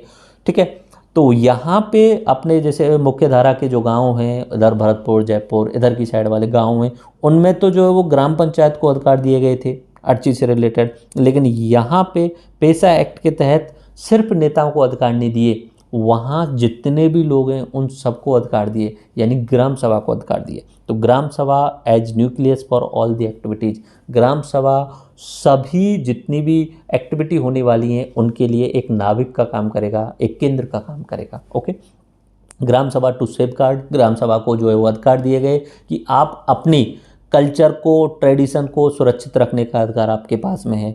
ठीक है, कल्चर और कस्टम्स, रीति रिवाज को सुरक्षित रखने का अधिकार आपके पास में। कम्युनिटी रिसोर्स, कम्युनिटी के द्वारा जो संसाधन है उनका संरक्षण करने का अधिकार आपके पास में है। और जो भी पुराने आपके डिस्प्यूट रेड्यूसल का जो मैकेनिज्म चला आ रहा है, आपस में झगड़ा निपटान, विवाद निपटान का उनका जो तरीका चला रहा है, क्योंकि वो भी अच्छा तरीका होता है एक्चुअली में। अगर झगड़ा हो गया तो पंच पटेल बैठ के और वहाँ पर निपटारा कर लेते हैं, वो भी अच्छे तरीके से ही करते थे पुराने समय पे। ठीक है, तो पुलिस वगैरह में नहीं जाने, तो उसमें यहाँ पे छूट दे दी, ठीक है मत जाओ, आप करो अपने हिसाब से, अपने डिस्प्यूट जो हो रहे हैं उनको ख़त्म करने का अपना पुराना जो कस्टम तरीका है, रीति रिवाज वाला तरीका है, उसको फॉलो करो। उसके अलावा अगर आपको इधर शेड्यूल ट्राइब एरिया में कोई भी प्लान इम्प्लीमेंट करना है तो आपको पहले ग्राम सभा से अनुमति लेनी पड़ेगी, ये पेसा एक्ट में लिखा हुआ है। उसके अलावा अगर आपको वहाँ पे खनन करना है, उत्खनन करना है, तो ग्राम सभा से अनुमति लेनी पड़ेगी। उसके अलावा राज्यों को बोल दिया गया कि जो अनुपात है, जो वहाँ पे पॉपुलेशन है, उस अनुपात में आपको जो है वो शेड्यूल ट्राइब को जो है वो आरक्षण देना पड़ेगा। और all seat of chairperson of the panchayat at level shall be reserve for the ST. इनका कहने का मतलब है कि जो शेड्यूल ट्राइब एरिया है वहाँ पे मुख्य जो राजनेता होंगे, सरपंच वगैरह या जो भी मुखिया बनेंगे, वो सब ट्राइब कम्युनिटी से ही होना चाहिए। मान लीजिए कि एक गांव है जिसमें 70 लोग आदिवासी हैं, 30 लोग जो हैं वो हायर कास्ट से हैं, द्विज जनजातियों से हैं, तो फिर हो सकता है कि इनके पास पैसा अधिक है तो यही अपने लोगों को जिता लेंगे। लेकिन वहाँ क्लियरली मेंशन किया है कि अगर शेड्यूल ट्राइब का पॉपुलेशन अधिक है तो वहाँ का जो सरपंच या प्रमुख बनेगा वो ट्राइबल एरिया से ही बनेगा, ट्राइब ही जनजाति से ही बनेगा, उन्होंने क्लियर किया है। तो ये पेसा एक्ट आपको ध्यान रखना है। पेसा एक्ट का बस इतना ध्यान रख लेना, ग्राम सभा को सब अधिकार हैं, ग्राम सभा से ही अनुमति आपको लेनी पड़ेगी। सबसे पहले अगर आपको उत्खनन करना है, कोई प्लान एग्जीक्यूशन करना है, तो भी ग्राम सभा से अनुमति लेनी पड़ेगी। उसके अलावा सभी कार्यों का जो केंद्र है वो ग्राम सभा है। उसके अलावा ग्राम सभा को अधिकार है सेफगार्ड करने का, संरक्षण करने का, अपने कस्टम्स को, अपने कल्चर को, अपने ट्रेडिशंस को, और जो उनका डिस्प्यूट रिड्रेसल मैकेनिज्म है, जो विवाद निपटान का जो तरीका है, उसको उनका संरक्षण करने का जो है वो अधिकार है। ठीक है, तो ये पेशा एक ध्यान रखना, 5 नंबर में पूछा जा सकता है नेक्स्ट टाइम में। ओके, उसके अलावा वन अधिकार अधिनियम 2006, तो ये एक तरीके से जो अंग्रेज़ों के समय 1927 में इंडियन फॉरेस्ट एक्ट आया था और उसमें ज़्यादातर आदिवासियों से जो ज़मीन छीन ली गई थी उसको एक तरीके से ख़त्म कर दिया गया और 2006 में वन अधिकार अधिनियम के तहत 3 पीढ़ियों से या 75 वर्षों से वनों में रह रहे ट्राइबल लोगों को वनों में भूमि का अधिकार दे दिया गया था। ये इम्पोर्टेंट है। उसके बाद में 2 नंबर में पूछा जा सकता है जनजातीय विकास के लिए कुछ समितियों का गठन किया गया, तो बताइए कि कौन कौन सी समितियों का अब तक गठन किया गया है। तो थोड़ा सा नाम याद रखना है, इसमें डिटेल में नहीं जाना है कि भाई ढेबर समिति ने क्या बोला, सीलू और भूरिया ने क्या बोला, नाम याद रखना। 2 नंबर में पूछा जाएगा तो यही पूछा जाएगा जनजातीय ट्राइबल एरिया के विकास के लिए अब तक कौन कौन सी समितियाँ गठित की गई हैं। 2 नंबर में पूछा जाए तो 4 नाम तो लिखने ही पड़ेंगे, सीधा 2 नंबर मिलेगा। ढेबर समिति, सिलुओ समिति, भूरिया समिति, बंदोपाध्याय समिति। बात खत्म, आपको ये रटे होने चाहिए, ढेबर, सिलू, बंदोपाध्याय और भूरिया। दोबारा बोलने की करें या एक्रोनिम्स बना लेते हैं, DSBB, ठीक है, इस तरीके से बना लीजिए, DSBB। नाम तो आपको याद हो गए, ढेबर, सिलू, भूरिया और बंदोपाध्याय, ठीक है, बात खत्म। DSBB, ढेबर, सिलू, भूरिया, बंदोपाध्याय, याद रख लेना कैसे भी करके, 2 नंबर में सीधा होगा। उसके अलावा कुछ और संस्थाएं हैं जो आपसे अगर पूछी जाएं कि सरकार के द्वारा क्या प्रयास किए गए, तो आप इनका नाम लिख देंगे ना, मेंशन कर देंगे, तो भी आप जो है वो बहुत अच्छा आंसर लिख पाएंगे, ठीक है। अभी मैं कोशिश करूंगा कि आंसर लिखवाने की, जैसे कि मैं आंसर लिखवाने की कोशिश करता हूं यहाँ पे। मान लीजिए कि जनजातीय क्षेत्रों के विकास के लिए, कल्याण के लिए सरकारों के द्वारा क्या प्रावधान किए गए, तो पहली बात में तो आप संवैधानिक प्रावधान जो हैं उनमें से 3-4 लिख देना, 15(4), 16(4), 17 आर्टिकल नंबर 25 लिख देना, आर्टिकल नंबर 330, 332 लिख देना, ठीक है। उसके अलावा और 1-2 आर्टिकल जो हैं वो आर्टिकल नंबर 338 जो राष्ट्रपति को विशेष अधिकार वाला है वो लिख देना। पहले तो संवैधानिक लिख दिया। दूसरा, पैसा के बारे में लिख दीजिए, पंचायती राज, एक्सटेंशन, शेड्यूल एरिया, इसके बारे में लिख दीजिए, ग्राम पंचायत को मुख्य अधिकार दिए गए। तीसरा, आप वन अधिकार नियम 2006 के बारे में लिख दीजिए कि जो 75 वर्षों से और 3 पीढ़ियों से जंगलों में रह रहे हैं उनको भूमि का अधिकार दे दिया। चौथा, इनका नाम आपको लिख देना है कि माडा का गठन किया गया, एक तरीके से मॉडिफाई एरिया डेवलपमेंट अप्रोच शुरुआत की गई। ये शेड्यूल्ड जो ट्राइब एरिया हैं, आदिवासी क्षेत्र हैं, उनके डेवलपमेंट के लिए मॉडिफाइड एरिया डेवलपमेंट अप्रोच शुरू की गई थी सरकारों के द्वारा, तो उसे माडा नाम दिया गया। तो बस आप इतना लिख देना माडा, और ये पूरा नाम लिख देना, फुल फॉर्म लिख देना, डिटेल मत करना इसका, आपका 1 नंबर और बढ़ जाएगा निश्चित। इसके अलावा ट्राइफेड नाम की संस्था का भी आप लिख देना। तो ट्राइफेड क्या है, जनसंस्था, आदिवासियों के द्वारा जंगलों में बहुत सारे वन उत्पाद जो है वो बनाए जाते हैं। क्योंकि आदिवासी पिछले 2000, 2500, 3000, 5000 साल से जंगलों में रह रहे हैं, तो निश्चित सी बात है उन्हें जंगलों के एक एक चीज़ का पता है, उन्हें जंगलों की हर पेड़ की हर औषधि का उन्हें ज्ञान है, और बहुत अच्छा ज्ञान है, क्योंकि पुराने समय से उन्हें, पुरानी जितने भी समय से बीमारी हैं उनका इलाज वो खुद से कर रहे हैं। तो वनों से बहुत सारे उत्पाद बनते हैं, ठीक है। जैसे कि आप देखते होंगे कि जंगलों से लकड़ियाँ भी निकलती हैं, उसके अलावा फल फ्रूट भी निकलते हैं, पेड़ होते हैं जिनसे बीड़ी का उत्पादन किया जाता है, ठीक है, बैम्बू पेड़ होते हैं, बांस के पेड़ होते हैं, फल फ्रूट वगैरह ये सब होते हैं। तो वनों के जो उत्पाद होते हैं वो आदिवासी बनाते हैं, जैसे टोकरी बनाई उन्होंने, ठीक है, वो लकड़ियों से टोकरी बनाई, पत्ते बनाए उन्होंने। तो ऐसे ही वनों के उत्पाद जो होते हैं उनको आदिवासी लोग पहले बेचने जाते थे, जैसे उन्होंने इकट्ठा किया, टोकरी बनाई, अब उसको बेचने जाएंगे लोकल बाज़ार में तो उसकी 10 रुपये या 20 रुपये देते थे लोग। लेकिन ट्राइफेड के द्वारा क्या किया गया है, सरकार के द्वारा एक मार्केटिंग के लिए उनके लिए एक स्टेशन बना दिया गया कि अगर आपने डलिया बनाई है और आप उस ट्राइफेड के थ्रू बेचने की कोशिश करेंगे तो पहले आपको 10 रुपये मिल रहे थे, अब आपको 50 रुपये मिलेंगे, यानी आपके उत्पाद का वाजिब दाम मिलेगा आपको ट्राइफेड के थ्रू। तो जनजातीय सहकारी विपणन संघ है ये एक मार्केटिंग के लिए एक ऑर्गेनाइजेशन है ट्राइफेड, ठीक है। एसटी लोगों के वनों के उत्पाद या कृषि उत्पाद के विपणन सहायता प्रदान करने के लिए ट्राइफेड का गठन किया गया। तो जनजातीय लोग जो भी अपने वनों में उत्पाद बनाते हैं, वनों से कोई उत्पाद बनाते हैं या कृषि के द्वारा जो भी उत्पाद बना रहे हैं उनका सही मूल्य प्रदान करने के लिए उसमें सहायता कौन प्रदान करता है, ट्राइफेड।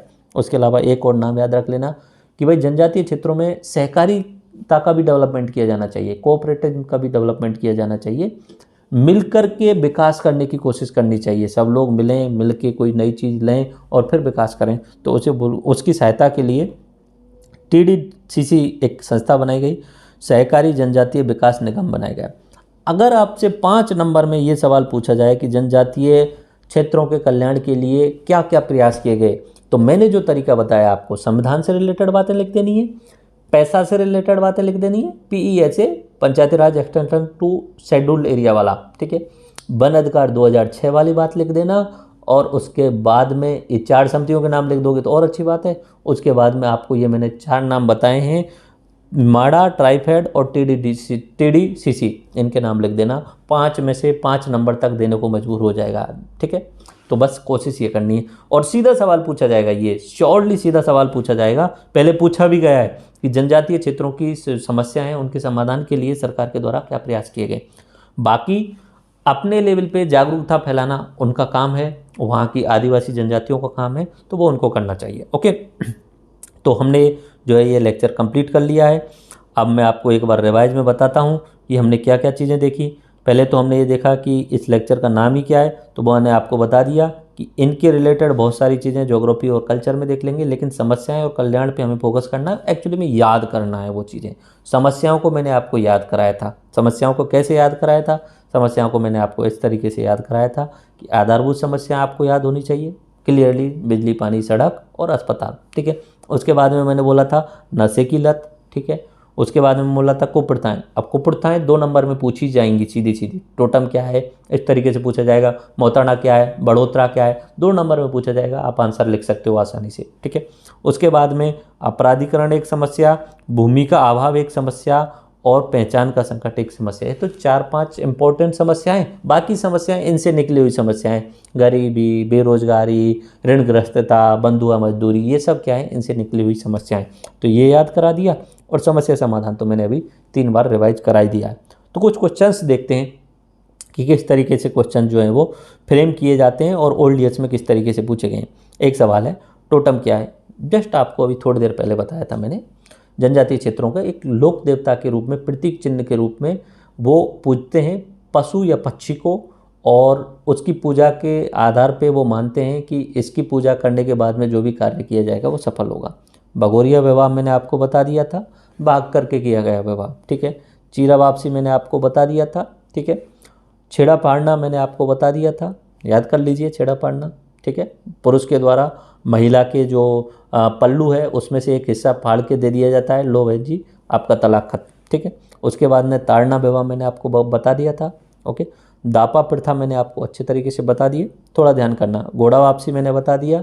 मनोकामना करेंगे लोकल देवता से, लोकल देवता खुश हो गया और उनकी मनोकामना पूर्ण हो गई, तो मनोकामना पूर्ण होने के बाद में घोड़े की आकृति का कुछ प्रतीक चिन्ह, लकड़ी का प्रतीक चिन्ह बना करके अपने लोकल देवता को दे दिया जाता है। उसके बाद में भील एवं गरासी जनजातियों की आर्थिक दशाओं का वर्णन कीजिए। तो आर्थिक दशाओं का वर्णन करने के लिए स्पेशली कुछ है नहीं, वही चीज़ें कि भाई उनके पास में भूमि का अभाव है, उसके बाद में वहाँ पे जो है वो आधारभूत संरचनाओं का डेवलपमेंट नहीं हुआ है, तो रोज़गार की संभावनाएं नहीं है, बहुत गरीब कंडीशंस में हैं। उसके बाद में वहाँ पे ऋणग्रस्तता हो गई है, बंधुआ मजदूर बना लिया गया है, मजबूरी में नशे की लत लग गई है, अपराधीकरण बढ़ गया है। बस यही आर्थिक समस्या है, इसमें कोई अलग से PhD करने की ज़रूरत नहीं है ना। आर्थिक समस्याएं कहीं पे भी किसी भी समाज की इसी तरीके से निकल के आएंगी, ठीक है भाई। अशिक्षा होगी, बेरोजगारी होगी, गरीबी होगी, उसके अलावा नशे की लत होगी, अपराधीकरण होगा, अब यही आर्थिक समस्या हो जाती हैं, ओके। बाकी ये आप डायरेक्टली लिख सकते हो, भले ही ये भील गरासिया का लिखा है, बाकी जनजातियों का भी ऐसे ही बनेगा। जनजातीय समुदायों की समझ प्रमुख चुनौतियां का वर्णन कीजिए। जस्ट अभी आपको बताया, आधारभूत संरचना का विकास नहीं होना, नशे की लत होना, अपराधीकरण का बढ़ जाना, भूमि का नहीं होना, पहचान की संकट, आइडेंटिटी क्राइसिस का होना, नक्सलवादियों के, और जो जातीय पंचायतें हैं जुड़वा सुलेम वाली जो मैंने बताई थी, सुलभा जड़म वाली, तो उनके बीच फंस जाना, आइडेंटिटी क्राइसिस का प्रॉब्लम होना, ईसाई मिशनरियों के द्वारा कन्वर्ट किया जाना, और लास्टली आरक्षण का फायदा कुछ जनजातियों के द्वारा लिया जाना। बाकी गरीबी, बेरोजगारी, अशिक्षा, ऋणग्रस्तता, ये चीज़ें लास्ट में एक साथ में लिख सकते हो। ST के लिए प्रावधान संवैधानिक संरक्षण के लिए याद हो गए होंगे, निश्चित सी बात है। पहला तो मूल अधिकारों में 15(4), 16(4), 17, 25 ये हो गए। उसके बाद में अपना DPSP में भी वहाँ लिखा हुआ है कि इनके शैक्षणिक और आर्थिक विकास के लिए, शैक्षणिक और राजनीतिक विकास के लिए कार्य करना है। उसके अलावा 330 और 332 में लिखा है, 338 में लिखा है, तो 5-6 लिख देना, आपको नंबर मिलेंगे, निश्चित सी बात है। उसके बाद में राजस्थान में पाई जाने वाली भील जनजाति की सामाजिक संरचना, ये वाला जो पॉइंट है हम अपनी ज्योग्राफी वाले में और आर्टिकल्चर वाले लेक्चर में वहाँ देखेंगे, वहाँ पे क्लियर करेंगे। क्योंकि यहाँ पे अगर मैं उन चीज़ों को कराने लगता तो यहाँ मेन जो पॉइंट है जो मुझे समझाना था, समाधान और समस्याएं और समाधान, तो वहाँ से भटक जाते हैं। ओके, भील पुरुषों द्वारा पहने जाने वाले कपड़े, ठीक है, वैसे तो मैंने यहाँ लिखा हुआ है जो पहने जाते हैं, फेंटा वगैरह, पोतिया वगैरह, ठेपड़ा वगैरह, ये लिखा हुआ है, बट ये उधर आएगा अपने आर्टिकल्चर में। आदिवासी जनजातियों से क्या तात्पर्य है? अभी मैंने आपको बताया था, आदिवासी जनजातियाँ यानी वे आदिम लोग जो पिछले 1000-2000 सालों से जंगलों में रह रहे हैं और उनकी खुद की एक यूनिक कल्चर है, उन्हें आदिवासी लोग बोला जाता है। यूनिक यानी अनोखी, विशिष्ट कल्चर है, विशिष्ट कला संस्कृति रीति रिवाज हैं, तो उन्हें क्या बोला जाता है? आदिवासी। ग्रासीय जनजातियों के विवाह के प्रकार बताइए, ठीक है, तो ये अपने सामाजिक संरचना वाले उधर देख लेंगे। राजस्थान में ग्रासीय जनजातियों के आवास, ठीक है, ये लेक्चर उसी में आएगा, ज्योग्राफी और आर्टिकल्चर में। भील पुरुषों द्वारा पहने जाने वाला, ये वहीं पे आएगा। राजस्थान आदिवासी जनजाति की प्रमुख समस्याएं बताइए। अब ये क्लियर होना चाहिए आपको हर कंडीशन में। अब देखो इतनी बार रिपीट करा दिया, आप तो सेकंड में बोल सकते हो। आधारभूत संरचना का विकास नहीं होना, जिसमें बिजली, पानी, सड़क और अस्पताल की कमियां होना। उसके बाद मैंने आपको बता दिया, अशिक्षा तो हो ही गई, वहाँ पे नशे की लत लग गई है, अपराधीकरण हो गया है, पहचान की आइडेंटिटी क्राइसिस हो गई है, और वो लोग जो हैं, कुछ ही लोग जो हैं वो आरक्षण का फ़ायदा उठा रहे हैं। उसके अलावा अशिक्षा है तो गरीबी है, बेरोजगारी है, ऋणग्रस्ता है, बंधुआ मजदूरी, बात खत्म। भूमि का अभाव और ध्यान रख लेना। ओके, तो ये अपना आदिवासियों वाला लेक्चर कंप्लीट होता है। आई विश कि आपको ये पूरा समझ में आ गया है। जो मेरा ऑब्जेक्टिव था, जो मेरा एजेंडा था कि आपको 2 नंबर और 5 नंबर का अगर समस्या समाधान से रिलेटेड या शब्दावलियों से रिलेटेड कोई सवाल आता है तो वो छूटना नहीं चाहिए। बाकी ये टॉपिक वहाँ पे भी रिलेट होता है आर्टिकल्चर में, तो वो आप और देख लेंगे तो पूरा कंबाइंड होगा। बाकी मेंस में जो सवाल पूछा जाएगा, ये जो मैंने पीडीएफ दी है इसी में से ही पूछा जाएगा, अदर कहीं पे भी पढ़ने की कोई ज़रूरत नहीं है। थोड़ा उधर जनजातियों वाली चीज़ें हम आर्टिकल्चर ज्योग्राफी में देखें तो वो प्रॉपर वहाँ पे अच्छे तरीके से कवर कर लेना। धन्यवाद, जय हिंद। तो इस तरीके से हमारी सोशोलॉजी लेक्चर सीरीज कंप्लीट होती है। मैंने जो आपको 4 लेक्चर कराए हैं उनसे बाहर आपको पढ़ने की बिल्कुल भी ज़रूरत नहीं पड़ेगी। शानदार पीडीएफ आपको प्रोवाइड कराइए, प्रिंट आप करवा लीजिएगा, बार बार रिपीट कीजिएगा, 8-10 बार रिपीट कर लीजिएगा। इनसे बाहर बिल्कुल भी नहीं पढ़ना है, बट रिपीट करना है और आंसर राइटिंग की प्रैक्टिस करनी है। धन्यवाद, जय हिंद। मिलते हैं अपने नए लेक्चर सीरीज के साथ में। Thank you all.